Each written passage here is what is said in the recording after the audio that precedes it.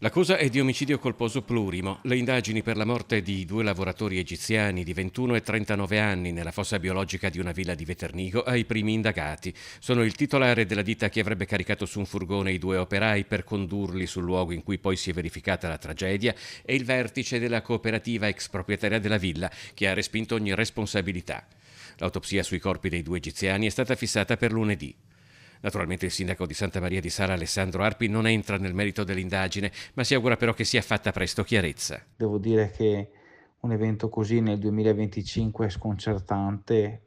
Spero davvero che vengano fatti i controlli del caso e che questo ci serva per sensibilizzare ancora una volta su quelle che sono le prescrizioni nel mondo del lavoro, i DPI e tutti i sistemi di sicurezza che devono essere adottati. Altra cosa è la solidarietà che questo doppio lutto ha generato nelle comunità di Santa Maria di Sala e di Mirano, dove entrambi i comuni si sono mobilitati. I sindaci Arpi e Baggio hanno avviato una raccolta fondi per sostenere il costo del rimpatrio delle salme in Egitto. C'è stata davvero molta sensibilità e umanità da parte dei cittadini salesi e dei cittadini milanesi su quanto accaduto.